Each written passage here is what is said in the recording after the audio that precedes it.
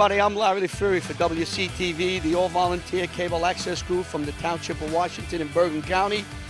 I'm with John Francola. We are 6 feet apart, and we are bringing you our first sports show since March the 2nd. John, what we're going to do is we're going to go around New Jersey, and we're going to talk to a number of coaches on how they are participating and getting through this COVID-19 practice session, if you will, and then talk a little bit about their teams that will be playing the first weekend in October. It'd be great, Larry, to get involved with the football. We need to work. We've been away too long. Yeah, we've been away since the covering of the Jamboree, almost 6 months to the day, and here we are today. We're getting ready to go around the various schools that we deal with. Not all of them. We just didn't have a chance to get around to talk to all the coaches. Maybe before the start of the year, we can get to some of the coaches in schools we haven't gotten to. But basically, we wanted to find out, how did they work through the July practices into August? They're now having helmets on. Next week they'll put the pads on, and there's phases they have to go through. I want to see how they made that the process work. Well, you know, Larry, every minute of the day has to be logged in, and if they buy any or spend 5-10 minutes, the season could be over. Yeah, and it's great to be back covering high school sports after being locked away for 6 months. We really enjoy it. Our hope is that we get through it. There's some games that are going to be played. They do it in a safe manner, and we'll be able to see some of the games. So we're going to go around and look at some of the schools, and we hope you enjoy it.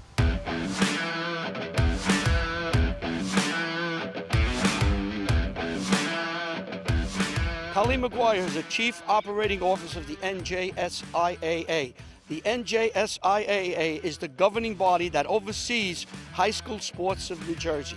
Let's listen to Colleen Maguire as we return to play. Here at the NJSIAA, we are filling our summer with meetings, conversations, and planning. While there are many people involved in all of these efforts, I want to highlight the efforts of our Sports Advisory Task Force. This task force was created to find ways to adapt our sports to these unusual and difficult times. This task force is looking for ways for you all to be able to participate in your sports. I personally want to thank the following task force members: Dave Frazier, Chair and Athletic Director of Rutherford High School; Tom Malahy, member of the NJSIAA Executive Committee and Athletic Director at Clifton High School; Dennis Nelson, Athletic Director of Riverdale High School; Kevin Murphy, Athletic Director of Washington Township High School; Ryan Miller, Athletic Director at Scotch Plains Fanwood High School; Dan Uzaki, Athletic Director, Northern Burlington Regional High School; Todd Ricker, Athletic Director at Parsippany Hills High School; and Vito Chavrolati, Christian Brothers Academy Athletic Director. Let me share with you the guiding principles that the task force is using. They want to, 1, ensure the health and safety of all student athletes; 2, re-engage all student athletes as soon as possible for their social, emotional, and mental well-being; 3, maximize participation across all sports and all student athletes; 4, keep competition as local as possible for as long as possible; and 5, minimize the importance of postseason statewide championships. Earlier this month, this task force released its first return to play model. Many of you may have already read the details, but this model is specific to fall sports. There will be about 2 weeks from the time school starts to the time sports start. Practices will start on Monday, September 14th. Competition will start the week of September 28th. Postseason competition will be hosted regionally with the focus on having fun, and it will be open to any school wishing to participate. Let me briefly explain the rationale for this model. Number 1, you are all students first, and we want to make sure the first few days of the school year are spent acclimating to your new school day. Number 2, by minimizing travel and reducing the number of teams and games played, this model will reduce the risk of infection and spread. Number 3, this model allows each school the flexibility to schedule practices and games that will provide the best opportunity to maximize participation for all sports. Finally, eliminating statewide competition levels the playing field, as each school and each region will be addressing the issues related to COVID-19 differently. The task force is also developing contingency models in case things change and we can't proceed as planned. For example, we may have to condense or even postpone a sports season.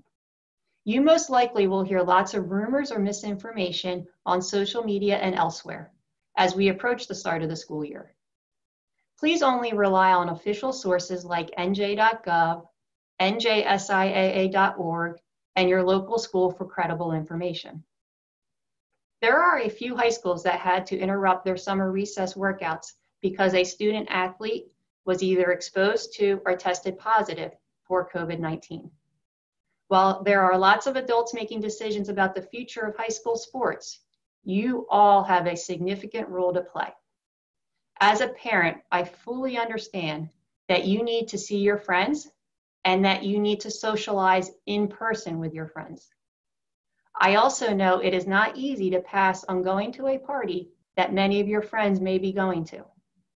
But I am confident that you all recognize how easily the coronavirus spreads and how easily you can infect others, including your family. By helping to keep your communities healthy and the number of infection cases low, you can have an impact. The sooner everyone can get back to school safely, then the sooner you all can return to your sport. In many ways, the status of high school sports is in your hands. So, be social and have fun. Just do it responsibly by remembering the 3 W's. Wear a mask, wash your hands, and watch your distance.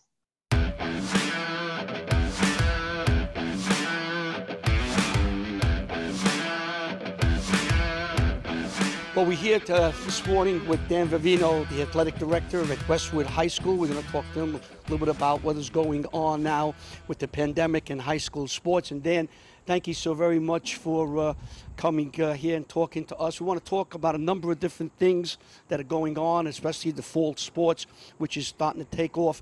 You're involved in a lot of the preparation for not only the school, but throughout the county. Talk a little about the function that you do with the various sports, the fall sports. Sure, and thank you guys for having me. I think this is a great opportunity to, provide different groups with some information that may be hard to understand in a letter or something like that.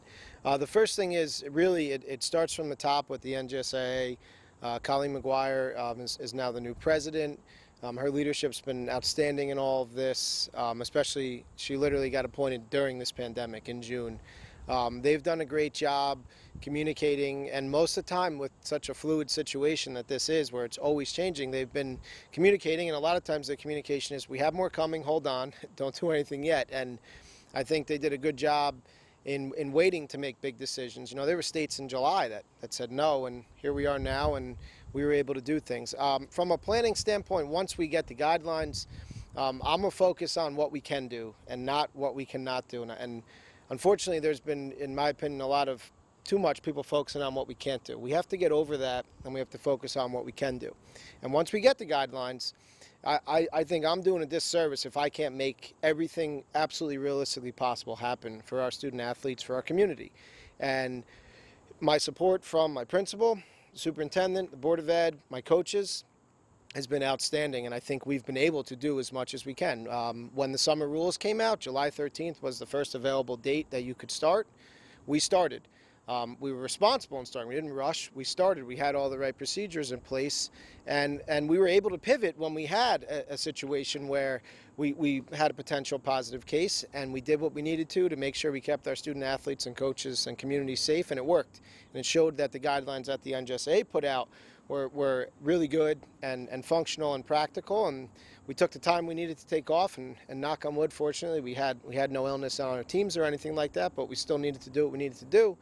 And we since restarted 3-4 weeks ago and have done a good job since, getting to this now non-contact period before we restart up next weekend. On the prep end from county and state, it's really just been revamping of schedules, because in a normal year you can play 10 football games, you can play 20 soccer games, 18, those numbers all got reduced obviously with the shortened calendar, so we had to go back to the drawing board. And we've done a lot of, as a group of ADs as a whole, creative things to try to limit campus activity, try to limit travel in terms of playing in pods as much as we can, and really focusing on divisional play. And you'll see that if you look at the schedules across all sports. Now, we talked of, everybody looks at football. It's very important. It's very popular.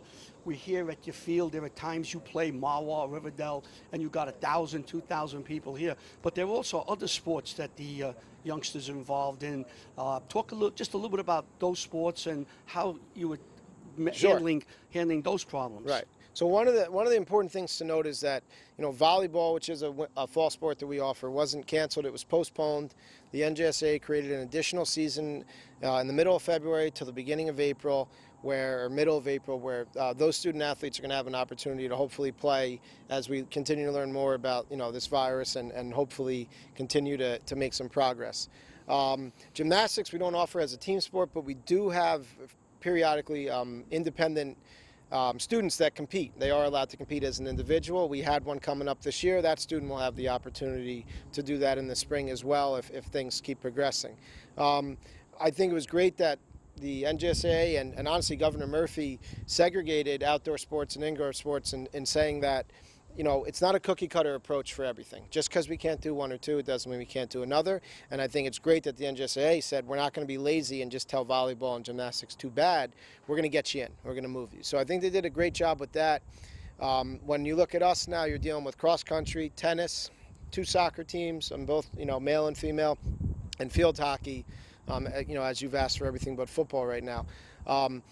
All those leagues, you know, I'm involved with the soccer and tennis schedules and cross country. Field hockey is a separate entity, but everybody hit the reset button. We even moved divisions if we had to. We tried to make these groups of 6 or 7 where for the beginning portion of the season, really the first, all of October, you're just going to be playing those teams twice. That could help limit any widespread outbreaks if there's an issue. That also helps us going to familiar sites, going to familiar opponents. You know the culture there. You know where to walk in at Mawa. And all those things add up where you're avoiding opportunities for people to congregate, which is what we want to do. I think I'm happy about the spectator rules, although it's not my focus in terms of my #1 focus is for our student athletes to have this outlet. I know there's been some great videos put out by Dr. Martins and the NJSIAA. I'm not going to get into those and elaborate, but the benefits of this, you know, go well beyond, you know, me explaining it or me needing to explain it. I think everyone knows what these kids need. But in terms of those sports, given the nature of them and that playoffs can be done in a shorter amount of time, right now the plan is to have a state playoff tournament, limited, not a full group tournament, but a sectional tournament in November. They can always pivot, they can always adjust, but if things keep progressing, they'll have that opportunity. In the meantime, we focus on participation, league competition, and we're running all levels, not just varsity, but sub-varsity as well. That's amazing that you were able to run the sub-varsity. Now, I've got a schedule that I've received. I think there were 100 teams. A schedule for football was put together. We'll talk just a little bit about football. You had a big hand in doing that. Explain the process of that schedule and how hard it was to do. Well, the biggest thing is there's 112, sometimes 111, because some schools play out-of-league games with an old rival or the non-publics play. Over 10 weeks, they play 9 games. Well, now that got shortened to 6 weeks. And nobody wants 5 games in 6 weeks. When you have an odd number, it gets a little tricky. You also have a situation where somebody has to play the bigger non-publics and rotating that, and then the point system. It really becomes, it's a very complicated issue, and I don't think people realize that. You can't just say, oh, why not let half the teams make the playoffs and only have 4 teams? The schedules are so varying. You know, we have, remember, this league goes from all the way from High Point to North Warren down to the tips of Essex County and Hudson County. So it is diverse, to say the least. And what a superintendent wants at North Warren is much different than what a Jersey City superintendent wants. So we had to try to balance keeping schedules competitive, but while also meeting the needs of some of these people. And, you know, we played Lincoln years ago. We were scheduled to play Hoboken this year. You know, those are the type of games we kind of scrapped this year to try to have the major, you know, cross-county travel going on. But at the same time, we still have some people that are out on an island, so to speak, that are going to have to travel somewhat. So we really just kind of redid divisions, tried to get everyone in a group of 6. You know, the math didn't work perfectly, but it was close. the first 5 weeks, for the most part, 90% of the teams are just playing each other. And then that week 6 game, which is now November 6th for us, we're playing Demarest, but that's a crossover. They're not in our division, and the rest, and most of the teams in the league are playing a crossover then. So the biggest thing was, again, trying to create familiar opponents, trying to really incorporate geography a little more. We don't typically go nuts about geography in football because you play once a week, and it's on a Friday or Saturday, and travel's not that big a deal. So the league was great, the ADs were great. What complicated it was, now one school says they're not playing. Now they're back in. Now another school says they're not playing. So we did have to have a drop dead at some point where, listen, your schedule's final. If you lose an opponent, it's on you to find another. The league can't keep fixing it because it's a domino effect. So we're definitely excited about, we have a full schedule. We did book, we were not able to have Riverdale. They're not in our division. That's obviously that we have the trophy game. The game has been a long-standing rivalry. So we booked that game for Thanksgiving for a one-time only. It was their turn to host, so we are planning on going there, which gets our team the 9 games, the 6-game schedule. The NJSIAA is going to provide 2 games at the end, and then we're going to hopefully finish up the season at Riverdale on Thanksgiving, which I think is a cool thing. And just to add, this ties into all the sports.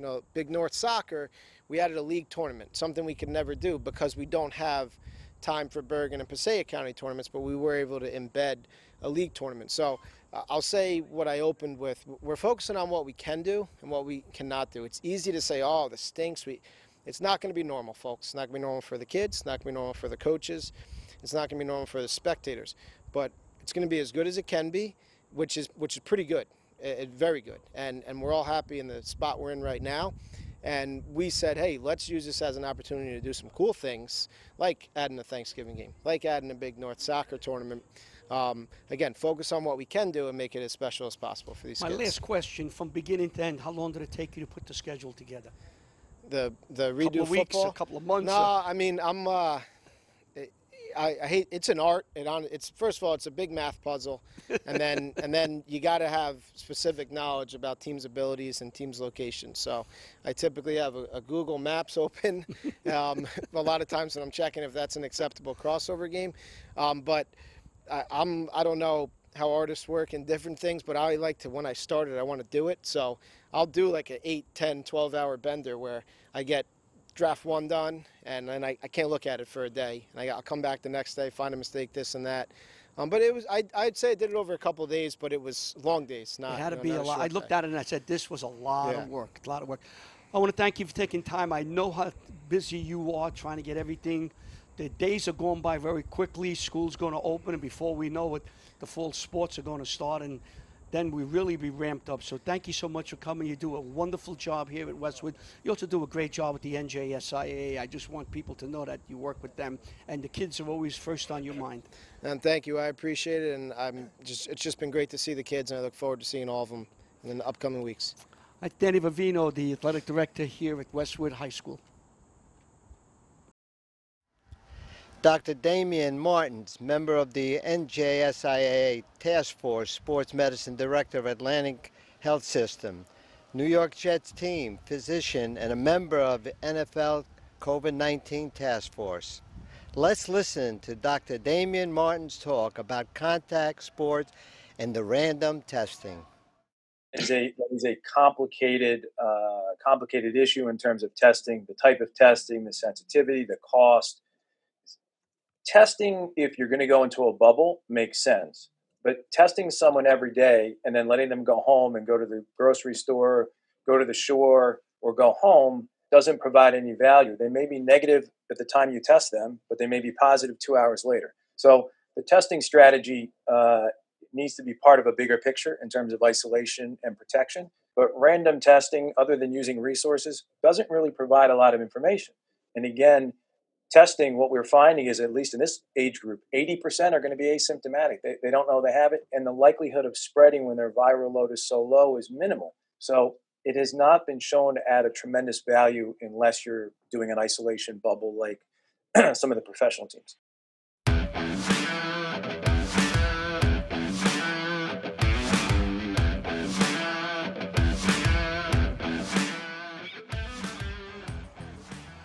Hello, folks. We're here now up at St. Joseph's Regional in Montvale, New Jersey, and very happy to have Dan Marangi, who's the head football coach for St. Joe's. And Coach Marangi, thank you very much for taking time. I say this to all the coaches.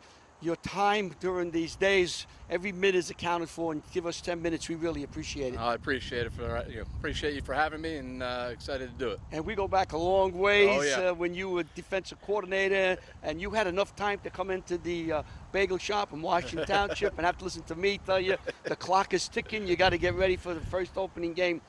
But before we go, I want to congratulate you. I hear that you're the proud parent of a brand new spanking baby boy. Yes, 4 weeks old yesterday. Wow. Yep. What's the baby's name? Baby's name is Ryan. And where is he playing next week? What position you got? I think he's going to be a lineman. I don't see too much speed in his future. We'll see. The speed doesn't run in the family. Congratulations to you and your wife, and it's great. We want to also congratulate you. John's here with me and I and the rest of the gang at WCTV. We get a chance to congratulate you on getting the promotion up here to be the head football coach. We'll start there. When were you named the head football coach? Back in February. So in February you were named the head football coach, and like another coach in the metropolitan area for the New York Giants, March 15th everything shut down. Everything got shut down. How did that affect you? We had to pivot real quick. You know, you had to learn on the job real quick and get transitioned to a virtual workout world. You know, it was tough, but you know, I think we did a great job, and all our coaches came together and got us ready. And like I said, we had to pivot to the Zoom workouts and everything else, and we had great attendance to it. And you know, looking forward to getting going in a couple of weeks. Well, you had the maybe a slight advantage of being here last year as a defensive coordinator, so you knew almost most of the kids that were on the team. It wasn't like I'm being introduced as a new person coming into the building. I definitely think that was a big advantage. That I had already relationships with a lot of the guys, and you know, they understood the philosophy. Nothing's changing, and you know, we're going to do what we do and play St. Joe's football. So when you got the okay to begin your practice sometime in July, middle of July, how did you proceed? What did you do, and how did you work that out? Well, we worked at, we came up with a schedule, used the guidelines set forth by the NJSIAA and the government, the state, and we followed it, phase 1, phase 2, phase 3. We made it through all 3 phases without any incidents, so that's attributed to the hard work by our kids. They all stayed focused on the task at hand. I mean, I think that's, as a coach, I think that's our biggest worry, is not exactly what they're doing here, but when they go home and on the weekends and stuff like that. You know, kids are going to be kids, and they just have to be aware of everything they do, and you know, aware of their surroundings. So now I know, speaking to coaches, that you had a 2-week timeout, if you want to call it, or quarantine, whatever name you want to call it. But starting today, everyone is revving up. You have a practice set for today at 3 o'clock. Yes. What do you plan on doing today, tomorrow, and next week? How's that going to work? Today, you know, we're going to reinforce what we learned over the summer, over those workouts over the summer, some of the stuff. And, you know, now that we can be in a little bit larger groups, we can get to work on some timing stuff and kind of put all the pieces together. You know, it's like a big puzzle, just putting the pieces together, and we're going to contribute, you know, work our way forward right into next week. And we got a scrimmage a week from Thursday. Who are you scrimmaging? We're going to be scrimmaging Elizabeth High School. At Elizabeth? Down at Elizabeth. At Elizabeth. Yep. And when do you put the pads on sometime next week? We'll put on the pads next week, Wednesday or Thursday. I believe Wednesday is it'll be in shoulder pads, you know, after the 2 practices, and then you know, we'll get it full go by Thursday. It does go quick, right? Yes. I mean, this week, today, you're going to be getting together. Next week, you have the pads. The week after, you're in a scrimmage. And before you know it, you have that first game, and your first game is against Bergen Capital. There we go, Vito Campanile. He's over there getting ready with his practices. Talk a little bit about your team, the young people who are coming back, and maybe some new faces that we will see, to give the people, the St. Joe's fans and the football fans, give them an idea what St. Joe's is going to look like this year. I think we're extremely talented. I think you know, it's all going to start with our guys up front. You know, we returned 4 out of 5 offensive linemen, so you know, it starts with the guys up front. You know, and I expect big things out of them. They've been working hard. You know, you got Gino Vandermark, who's come into Michigan State. You got Liam Mitchell, Chris Vivino, Jackson Trelli. They're all returning. Looks like Kevin Laughlin is going to be our starting right tackle. He'll be you know, he'll be an Ivy League recruit. And then we have probably the best tailback in the state, in my opinion, in Audric Estime, who has many offers. So it's all going to go through them. You know, get the ball going downhill and get moving. Our defense, we have to replace a bunch, but we got a lot of speed. I know SMA, we saw him, I believe he played as a freshman, and we saw him and said, my God, Yep. he is legit. He's the real deal. As you sit here now, or stand here now, talking to us in the parking lot, it's empty. This parking lot would be mobbed during a Saturday afternoon game here. What's your biggest concern? Biggest concern is just staying healthy, you know, with everything going on and making sure we're doing the right things. You know, some of the peripheral stuff is the biggest concern. You know, I know we're going to be tough. I know we're going to be physical. I know we're going to be fast. We just, you know, but making sure that we're doing the right thing, we're staying safe and staying healthy. How about the football team? Anything you want to look at and give special attention to that you'd like to take care of, or do you feel everything is in place? It's just a matter of getting. I think I think everything is in place. You know, I think it's just a matter of getting some of the younger guys experienced and ready to go. I mean, there's no warm-up game. There's no, you know, you're going right to the fire week one. So. And what a fire! Yeah, what a fire! Exactly. You know, I know they're going to be tremendous this year. So.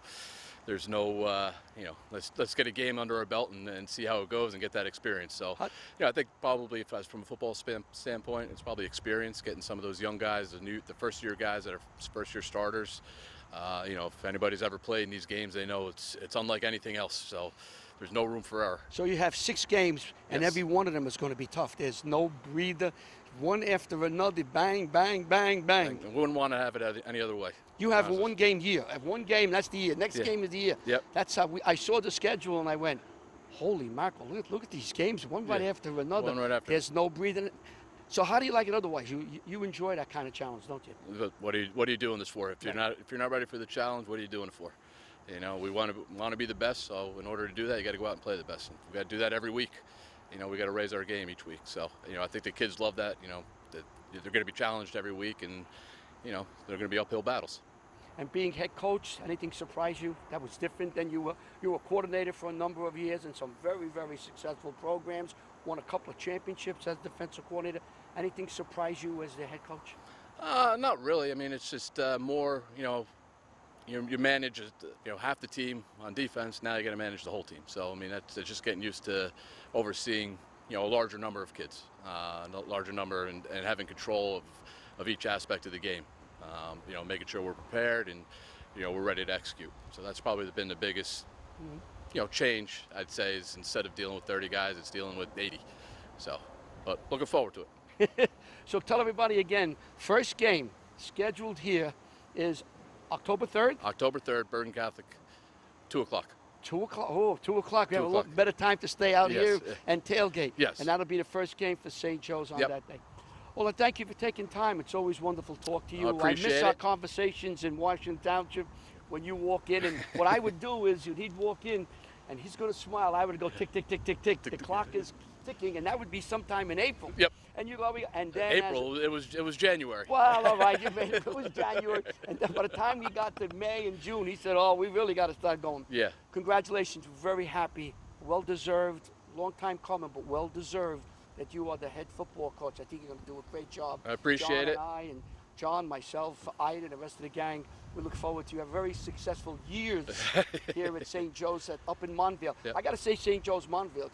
There's another St. Joe's in other parts of the states. You want to make sure nobody gets confused. St. Joe's, Montville. Yep. You got it. Anytime. You guys are always welcome. Thank you. Thank you. Always feel welcome here. Thank you. That's You got Coach Dan Marangi, the head football coach at St. Joe's High School here in Montville, New Jersey.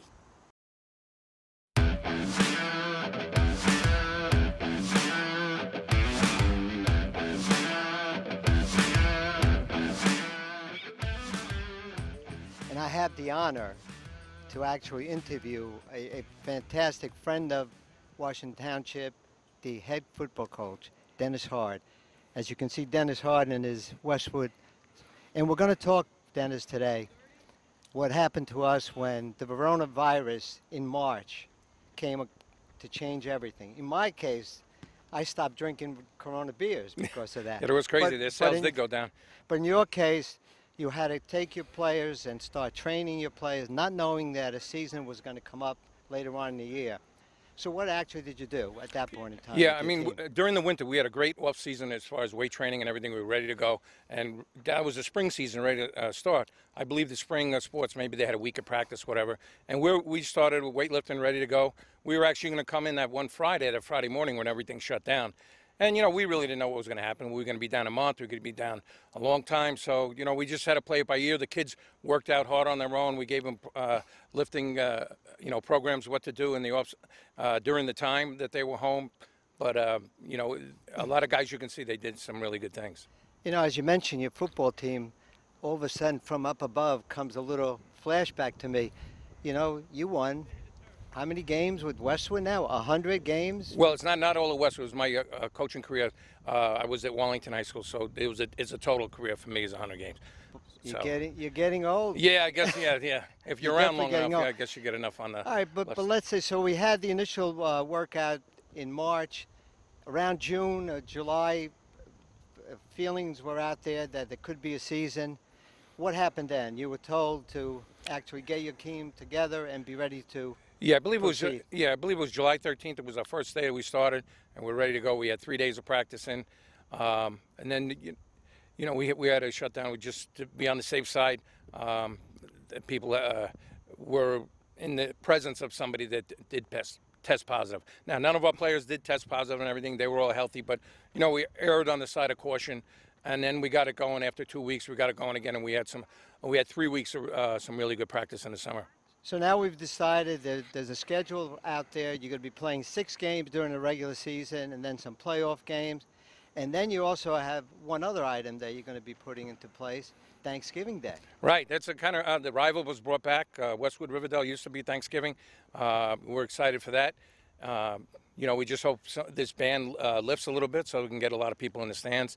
Right now it's 500 people allowed to come to games. So, hopefully things get better and we can have a lot more. So your 6 teams that you're going to play, can you just name the teams? Yeah, that's our conference within our league. We open up, we go to Richfield Park. They're back in our league. And then the big one, we've got Maguire coming in.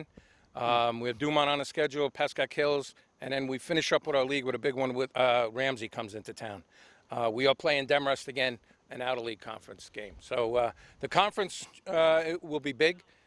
There's really not going to be a state championship this year, but it's going to be almost like a mini playoff in the end. There's 2 games, 2 weeks set up that they would match us up in the end of the season. So we could literally be playing 9 games. So now let's take a look at some of the players you have. I know your quarterback, part of that family. Talk about him and the leadership and what he's going to be doing during the season. Yeah, Ian Borgeson had a great year last year. He was a first-team All-League quarterback. Honorable mention All-County, had a great year for us.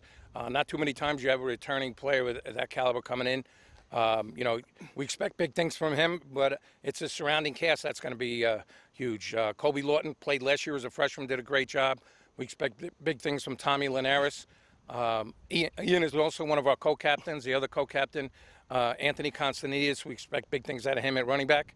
Also, we have our running back, Joey Giordano is back. He had over 500 yards rushing last year, and he's in great shape, and he's ready to go. Probably play outside linebacker, too. Play the Sam linebacker. So I think what we have right here, an excellent schedule, an opportunity to play on Thanksgiving. You and I, in the old days, as we're getting older, that was tremendous.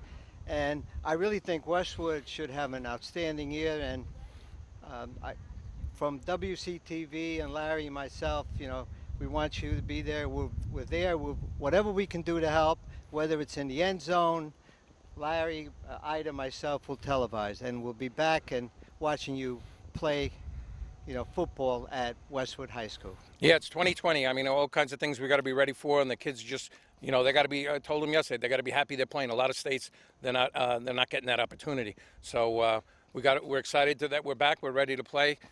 We thank you for giving us coverage. The kids love it. They turn on the TV as soon as they get home, and they check out all the shows. They check out the other teams, what have you. They enjoy it. Well, they want us to get some nicknames for them. Sure. And we will do that. And we'll be there, and good luck into your season. Thank you very much for giving us a time away from your practice. Once again, Dennis Hard, super job. Thank you again. Thank you.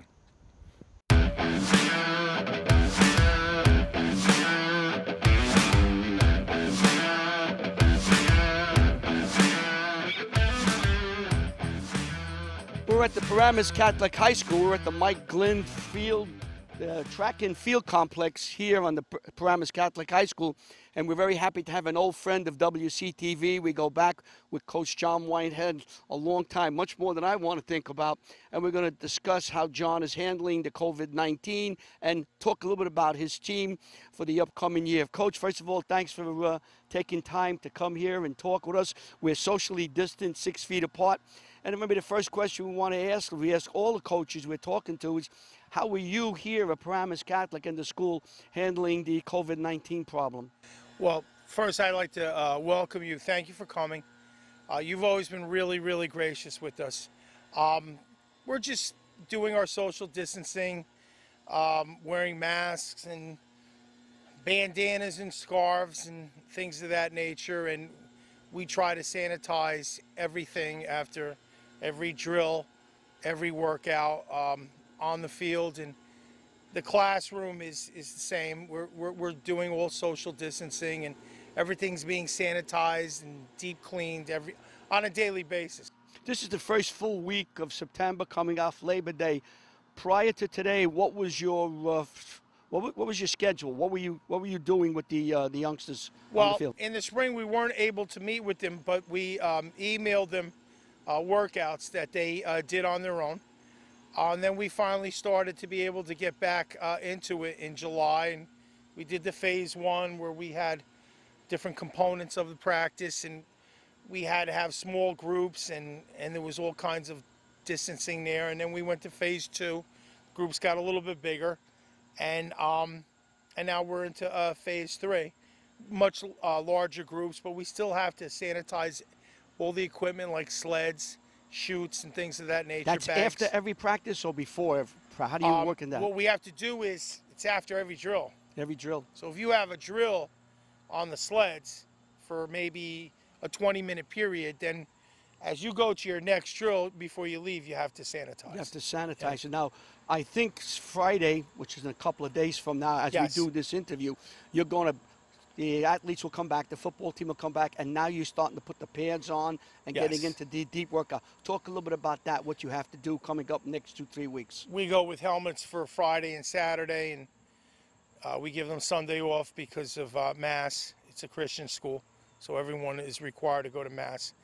And then Monday and Tuesday we'll have shoulder pads and helmets, and then at that point we'll be able to go full. Well, you know, with the pandemic, people can't come in and watch you practice like we've done in the past. There are no preseason games. You've had 3 or 4 games where your fans could come in and watch you play. Maybe even when the games start, people won't be able to get in. So it gives you a chance now to highlight your team. Tell me the strength of your team as you're sitting here the first full week of September. I think we have we're building the team up with speed. We've got a lot of speed, a lot of quickness. That's probably going to be our best asset. We have a couple new players that came from Rockland and Orange County, a few from New York City. And that's because they canceled football in New York State and Connecticut. Am I right about that? Well, not really. A lot of them, it's because the schools are going all virtual. That's the real reason. And the kids are coming here because we have a blend. We're in school and we're also doing virtual. So, and also I think it's also, again, the Catholic environment. They want a good parochial education, and I think that's really the reason why they're coming here. The schools in New York they're not even in yet, and when they do go back, they're going to be virtual. Yeah, I heard about that. So give us a little identity to your team. Maybe you want to name some of your players that you think are going to step up from last year, some new players who come in. Give us some names that we could think about so that if we read about it in the paper or we hear about talk, we have an idea of who's on this team. Miles Mitchell is one. He's going to be a 3-year starter. He's an inside linebacker. He's around 6'4", about 220. He's got a couple offers from different schools like Temple, and a kid from upstate New York that's come in as a quarterback, Kai Colleen. We have a kid from Brooklyn, from Lincoln, that's come in, Jazeer Hubbard. we also have several kids coming back at receiver.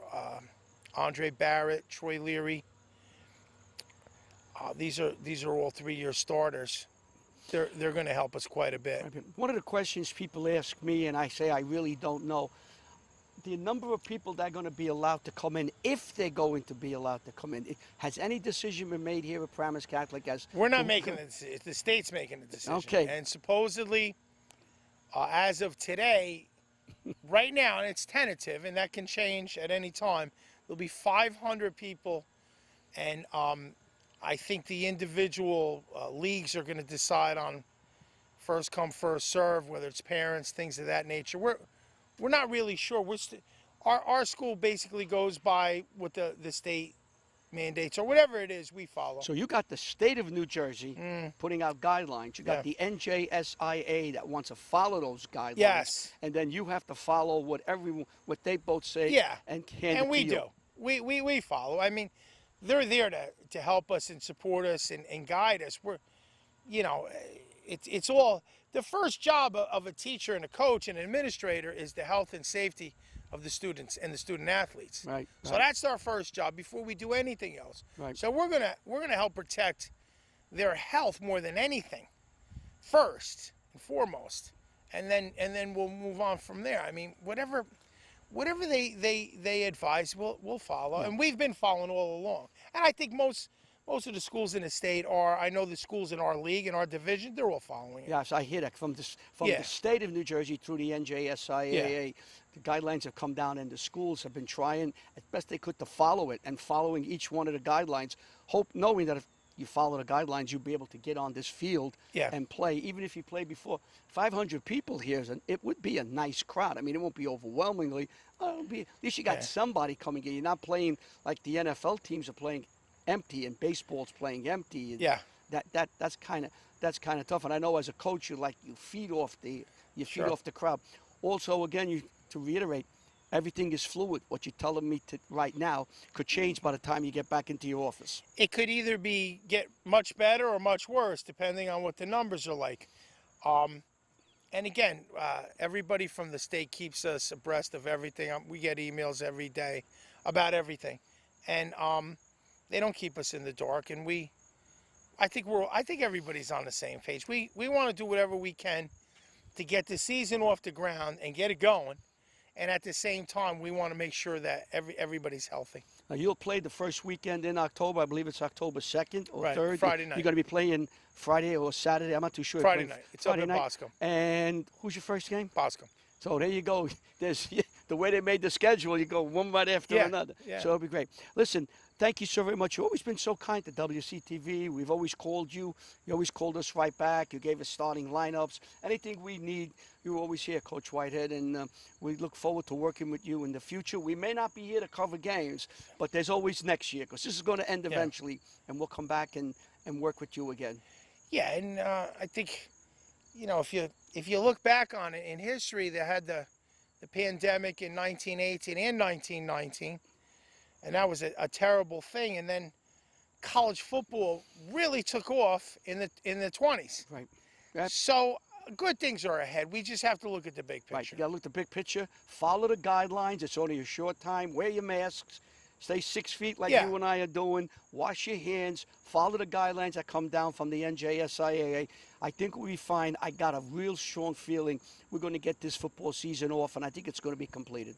That's my feeling. Yeah, and I think it'll be good. It's not going to be the 12 games, but it'll be close, and I think we'll eventually come up with a purse or a team that's probably the best team in the state. We'll figure it out, and it'll be good arguing and discussing over who really is the best. But you know what? It'll be old school. It'll be like a 9-game, 10-game season again.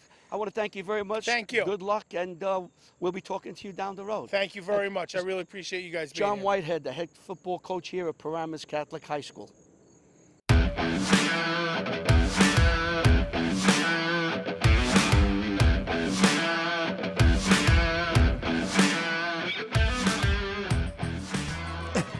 This is Maldonado in, and he's running, and he's down the sideline. He's 1 man to beat. He can go all the way. It is. Touchdown! No, just watch the handoff. There's Maldonado. and he turns on his burners, and he dives. Excited. Look at this, he picks up the ball, going backwards. He's faster backwards than he is frontwards. And you can hear watch how he picks up speed. As he goes to the outside, he's going deep. And the dive, touchdown for North. Well, we have a treat, maybe for me, because the young man standing to my left, Chris Maldonado, is here working at Paramus Catholic, and I remember him being an outstanding quarterback for this team back in 2011 under Chris Partridge. And we just talked to him just a little bit about what he's doing here.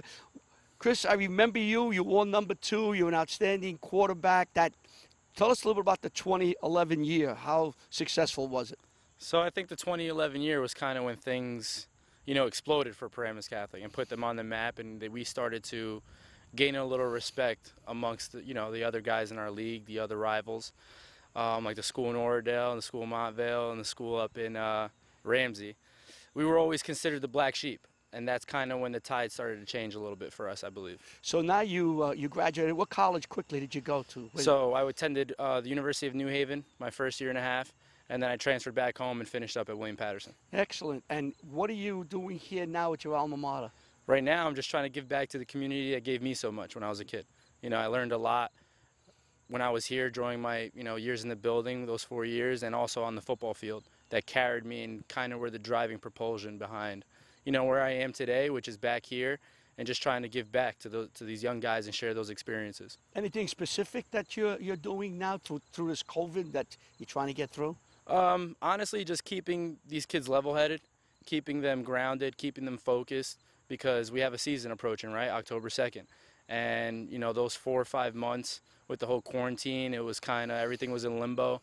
The kids were honestly a little depressed, a little down, distracted, and they just missed being home, right? This is like their second home away from home, and they just missed their friends, that camaraderie aspect that football provides. Now, you deal with the football team, or do you extend yourself out more than football? So, yes, I'm a full-time coach, and in the building, I'm a full-time admissions team member.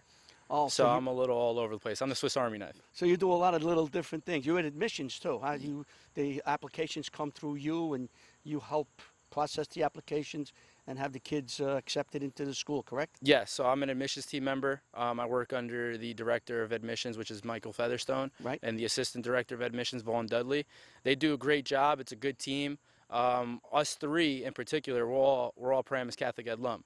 So we're very passionate about Paramus Catholic. We're very passionate about getting kids here so they could kind of walk the halls and share the experiences that we had. Very good. So I want to thank you for coming. Were you surprised that I remember you wore number 2 when you were the quarterback? Yes. You were surprised that I remembered you? Yeah, I was. Because I only played 1 year of varsity quarterback. My other years, I was always either a safety or a receiver, slot receiver. And that last year, my senior year, we had a need, so they moved me over. And they trusted me with the responsibility, and it kind of paid dividends. I think. Very well. We remember the Chris Partridge years here, the players that came through, the championships that you won. But I do remember you playing quarterback for the team.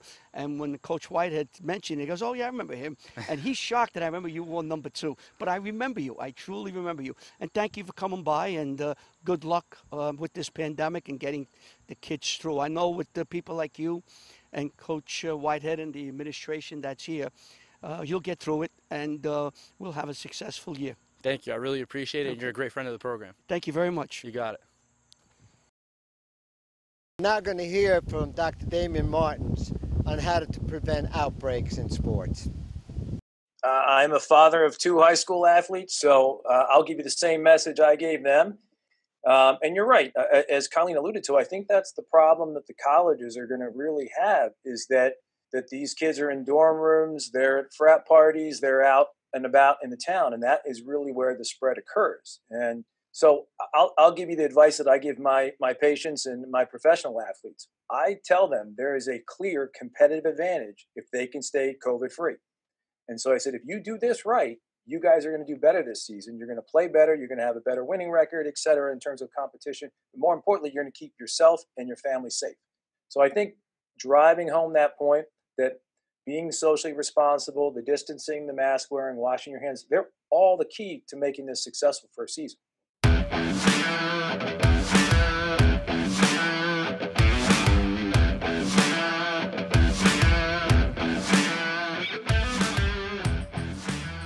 on the campus of Don Bosco Prep here in Ramsey, New Jersey, and we're very happy to have an old friend of WCTV, the head football coach, Don Bosco, Dan Sabella. Coach, first of all, I want to thank you for taking time.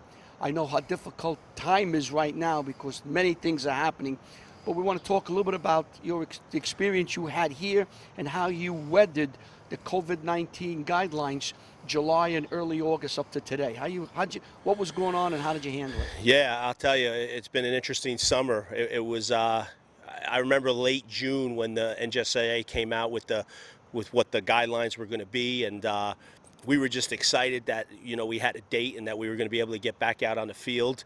And I think all of us, the staff, all the kids, we were a little uneasy those first couple days, getting used to that screening process and taking temperatures and spreading the kids out, social distancing when they came here every day. But I got to tell you, Larry, we had 7 weeks of practice. I think we ended up having 27 or 28 practices within that 7 weeks, and we were real happy with the way things went. Fortunately for us, we had no positive cases or anything like that amongst our kids. Guys were so excited to be back out on the field, enthusiastic, and we really felt like things are going in the right direction. So you found the guidelines that were given to you by the NJSIAA and even the state of New Jersey, you found those guidelines practicable and were able to handle it and work your way through it? Yeah, I think you nailed it. That's the right way to phrase it. They were really practical. Our support, we had a great support staff, our athletic director and our trainer, a couple parents helping out, really helped make things run smoothly. But we adjusted to it, and things really ran as well as we could have hoped. Okay, this is the first full week of September. The youngsters are coming back to school.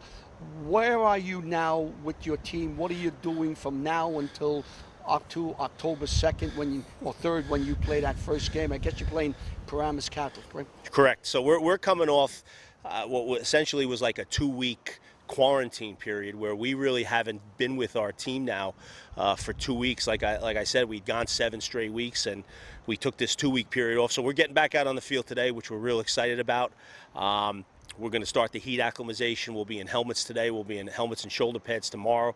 We'll be able to be in full pads by next week, finally getting to go live and contact. We have a game scrimmage 2 weeks from today, and we open up 3 weeks from today. So, I mean, like I said, a lot of excitement, a lot of enthusiasm, and let's just hope things keep trending the right way. You plan on having a game scrimmage with another school? Yeah. Yeah, we're gonna be up at DePaul on the 25th of August. Okay, and that'll be September.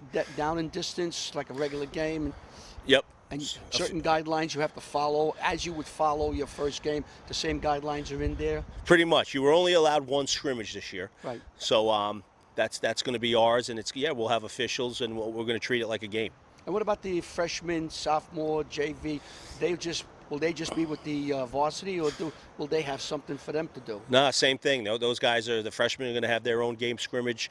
The JV will probably play them for a quarter or so the same night as the varsity scrimmage. But our vision is for everybody to get work and everybody to be able to play a full schedule. So now the youngsters that are going to be showing up today, team, talk a little bit about your team, your strengths, and some of the players that are going to be on this team. Yeah, so we have a couple of returning starters on both sides of the ball. Starting on the offense, we have our quarterbacks returning, Jake Robbins, who is healthy this year. Took over the job last year in week 4 and really turned our offense around, turned our season around. He's had a tremendous offseason. He's gotten bigger, stronger, faster, ready to go this year. He's one of the leaders of the football team. We have a couple guys back on the offensive line. Jake Guy is going to be our center this year. He's a 3-year starter. We have a couple other good offensive linemen we feel really good about. We hope to be able to run the football this year. The backfield and the wide receiver position will be a lot of new faces, some young guys who are eager to get opportunities and make a name for themselves. You can Amari Walker and Ethan Acevedo and Sherrod Hudson and Emmanuel Laracuerte. These are some names I'm just throwing out there. Defensively, we return a couple guys as well on the defensive line. We have junior Claudie Robinson, who's a big interior defensive lineman for us, really came on the second half of last year on the defensive end spot. We have Cameron Lenhart, who's started for us as a freshman last year, primed for another big year. The linebacking core, Timmy Hinspeeder is a junior returning starter. Gavin Rembert is a junior who played a lot last year. In the secondary is going to be young. We have Nicky Alvarado is back as the safety, but the other 3 guys back there will be new faces. So definitely guys who are unproven as far as at the varsity level, but guys we feel real good about, who have a ton of potential and are going to be solid football players for us. Yeah, well, it's good that we're doing this interview because now people who follow Don Bosco, people who follow high school sport, they have a chance to understand what kids are playing, what position they're playing. They get a little insight by you telling them. Also, more information will be given out to the public. And I think the question I get asked all the time is, well, who's going to the game? How many people are going to the game?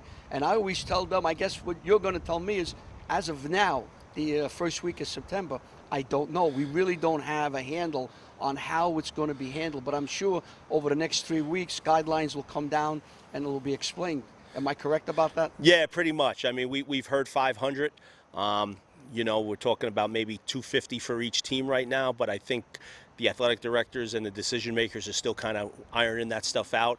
Like you said, Larry, maybe there's an adjustment made over the next couple of weeks if things keep going well as far as the numbers are concerned. But you know, from a coaching standpoint and like our program, we're just focused on getting better, getting back out on the field, and getting ready to take care of our own business. You know, I think you just answered my last question. Was, as we stand here now, what's your biggest concern? Our biggest concern is, you know, these.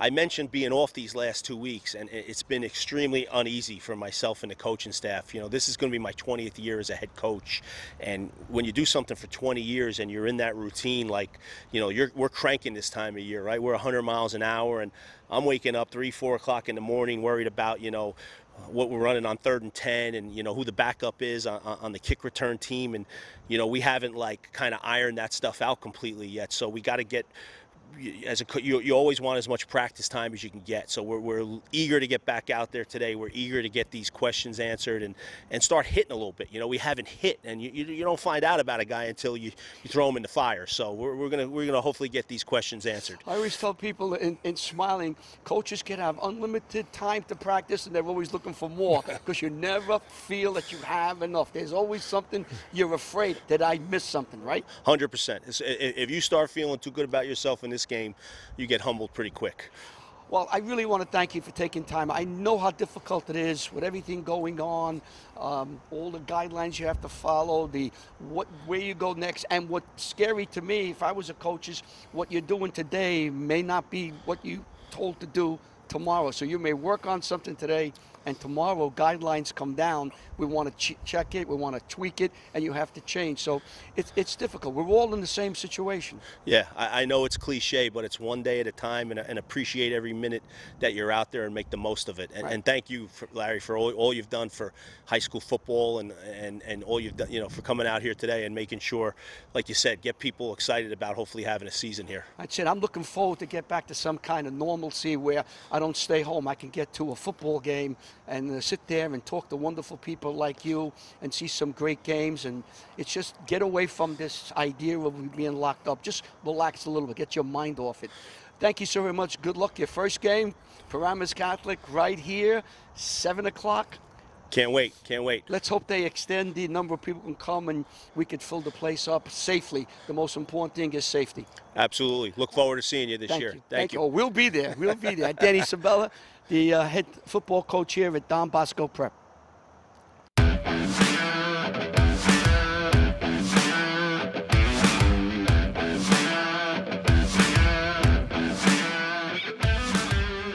Here we have, on my side, we have the head coach of Bergen Catholic Crusaders, Vito Campanile.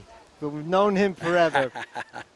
Coach, your first day practicing out here? Yes. Well, second day we got our helmets yesterday, so we were official as of yesterday. But yeah, as you see, it's pretty tight around here, a little locked up. But unbelievable! We were waiting for you. There was no way of getting you here, Vito. Yeah, but I think we've done a great job. The school itself has a partnership with Holy Name Hospital, and we've had a lot of help from them. And I think we're doing a great job keeping the kids as safe as we possibly can. So how? Really, with this virus, I mean, how have you been handling it? As far as I know, in March you were able to do some practicing, but now today was your first day out here. Yeah, right? we're doing the best. We actually have a built-in mask on this one, so we're trying to do everything we can to keep the kids as safe as we can, and just make sure that they are distancing out on the field as best we can. Knock on wood, we went through a whole summer workout regimen of 8 weeks, and that worked out pretty well for us. As I'm looking at you, Vito, I'm just going back in time. I remember at St. Joe's. We were there in St. Joe's. Oh, boy, yeah. You were the quarterback and also the linebacker in that game. Many moons ago. My God, I couldn't believe that game. Yes. And that started it all for the Campanile. Right, yeah, and you guys have been there since the beginning, absolutely, back in the Paramus Catholic days, for sure. So now, this year, I guess now you finally got your schedule. I saw it online. There are 7 games, right? You have, and you will be starting in 3 weeks against. Yeah, against St. Joe's. So my God. What a game that'll be.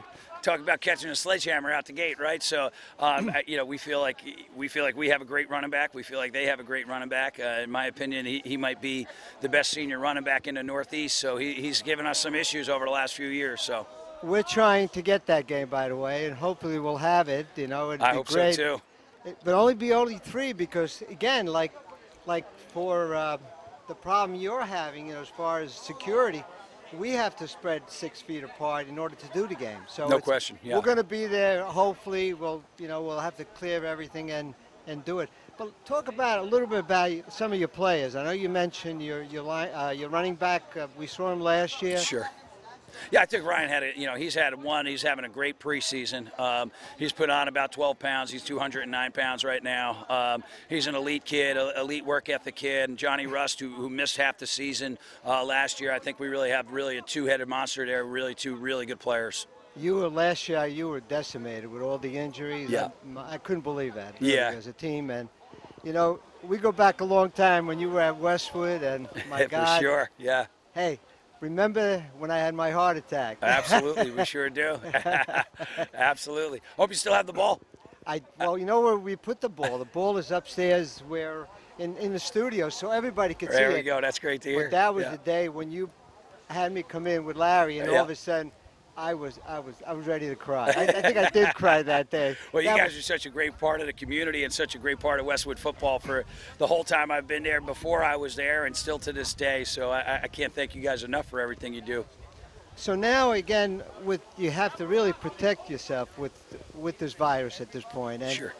You're going to have, hopefully we have the 7 games. We got to have these games. Yeah, I think it really is essential to just a whole high school experience, and essential for these guys to really have everything that high school should be about. And we've done a great job here, Dr. Mahoney and Mr. McElhaney, just getting us off the ground, ready to start school. And just the energy here, even yesterday in our first day of classes, was electric. So I think the guys are really happy to be back here, obviously really happy to be back on the field. And it's just really, at Bergen Catholic and at just about any high school in the Northeast, it's part of the culture. It's part of what you do in the fall. This is the best time of the year. We know that. We love it. Larry and myself and Ida, this is heaven. Right. To me. Right. And yeah, we're getting older though. But you're not. You're still staying young though. Right. No, you got to be. Now you're tipping the scale. I'm getting up there now, John. I'm getting up there. 45. 45. I'm not telling you how old I am. Yeah. And I saw your dad out here. He's still going. Still going. Yeah. So doing the offense for the freshman team, and we got a star-studded cast of guys. So Coach Stengel is with us, Coach Toll, and then we have some really great young coaches within our program. I was impressed. I'm always impressed coming to Bergen Catholic. You know that. We loved you when you were in Westwood. You know, that was great. But this is a step up. This is the best place. I love the field. Nice job with the field. Yeah, the field, they did a great job. They did a great job. And, you know, it's been a long time coming, but we have a smart field. And the one thing that we do, the pellets are basically heat resistant. So it's a little bit different. It's unique, hopefully, when you guys get to get down there and step on it. Today, like today, it's an 11 out here. It's perfect. But when it gets hot, it does stay cool. And I know you, when you have all your players out there, the last person that comes in is the head coach. Yeah, I know you've been waiting around for me for a while today. No, I just said, geez, what are we doing Well, you remember here? that from Westwood, right? We'd stay out there a little bit after practice, but I think it's just part of what we want to do, especially now. We really aren't allowed to collaborate in the meeting rooms, so a lot more stuff is done on the field, and that's the hardest part, is learning how to evolve through the corona stuff. And now we're actually doing a lot of our meetings virtually with the kids. You know, I don't drink Corona beer anymore because of that. You know that. And I can't go to Fairlawn to do it. You know, Vito, we appreciate your time, and I love being let's around have you a guys. season. Yeah. We'll definitely, if we do the game, we'll definitely do an interview, no matter who wins, both coaches. Yeah. Because that should be a game and a half. Well, we're really looking forward to it. So, you know, and Danny, I mean, I've been friends with Danny since I'm 15 years old. You know, our brothers played Pop Warner football together up in Franklin Lake. So I've known the Marangis since they're kids. And, you know, he's well overdue to be a head coach in this league. But I certainly won't be rooting for him on October 3rd. No. Hey, listen, you can't. At the end of the game, no matter you win or lose, right. you talk about it. Yep, but no doubt. Before it, it's strictly play the game. Yeah. And you both want to win. Absolutely. No doubt. Super So year. hopefully we'll see you at the game. If not, I'll definitely catch you at a Cardinal game this fall. Absolutely. Thank you very much for your time, and let's have a great year. Let's stay healthy, and let's get rid of this coronavirus. That's right. Appreciate it. Thanks, guys. Thank you again. All right.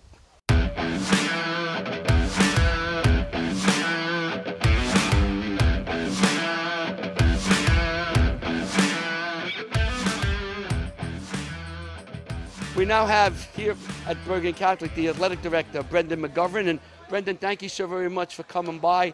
As the athletic director, a lot is on your plate, not only football, but other sports. Let's talk a little about football. How is things progressing now with the football program? Yeah, so things are going good. You know, we've had a lot of support from the NJSIAA. They've been great, giving us all directives and guidelines and protocols and follow. Our school has been great with Mr. Hammerly working with me and as the associate athletic director, as well as me. Our whole administration, it's been good just to get back out on the field with the guys.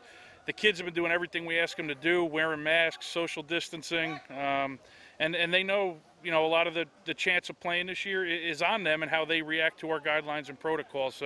So far it's been really good. We're really proud of our kids for following everything we're doing, and we're just looking to continue it right now. We noticed when we got here about an hour ago that the gate to the field is locked. That's more a safety procedure, I'm assuming, making sure not everyone can come on the field while you have your practices, right? Yeah, so our practices are much more closed this year, obviously. Everyone down by the field gets screened. They answer screening questions before they get here, and then they all have a temperature taken by our trainers prior to going down there. So, you know, we're not allowing parents or anybody else down there this year, just to make sure we have as safe and secure a practice space as possible. Yeah, we know, because we've been coming here a long time, and these gates are open, and you walk down and you stay on the sideline, you're in the stands, you watch the practices over the years, but this being closed really emphasizes safety. Exactly, that's right. We normally love having anybody and everybody down at practice, but obviously it's a little bit different year this year, a little different times, and really only the coaches, players, and trainers are allowed down there this year at practice. So we mentioned a little bit about being the AD is a lot on your plate. There's not only football, but you have other sports. Talk a little bit about the sports other than football that you're dealing with and how you're preparing them for the play amidst this COVID pandemic. Yeah, so we also have this fall cross country and soccer getting started on Monday. All football, cross country, and soccer participate in the summer recess period all summer, following all the NJSIAA guidelines, and they really all did a great job with that, and we're excited to really see all of our sports athletes back on the field this year. And as I said earlier, just we keep asking them to follow everything the state is telling us to do, and our ultimate goal, as theirs is to see them on the field. So that's really what we're looking forward to. Well, I want to thank you. I just grabbed you in a second. I said, come on over. You didn't realize you were going to be here to think about what you were going to say. But I just wanted to emphasize, when I saw the gate lock, I realized the first and foremost thing that you and all the coaches and all the schools are doing throughout the state is safety. Safety, safety, safety. That's right. It's all about getting our guys back on the field, but in the safest way we can. So thank you, Brendan. Thank you very much. Thanks for having me. That's Brendan McGovern, the athletic director at Bergen Catholic. Well, we hope you enjoyed the show. We went from school to school, talking to various people involved in high school sports, and they explained to us, as you heard, how they're trying to get the sports started, but in a safe manner under the guidelines laid down by the NJSIAA and even the state of New Jersey, John. But what we saw throughout our walks and talks to all these coaches is safety, safety, safety.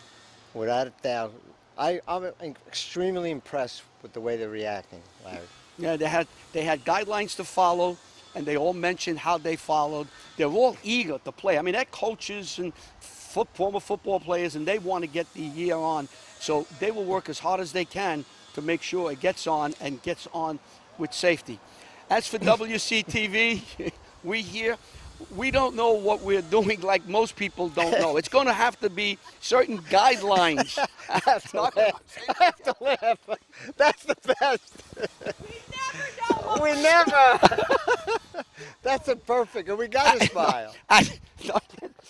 As for WCTV and our coverage of high school sports, at this moment, guidelines haven't come out to explain just what we can and cannot do. So we cannot tell you where we're going to be. We will make ourselves available if the schools will invite us and if it's safe to go to the schools and cover the games. John, if it's not safe or there's any doubt, we will not go. We will stay away.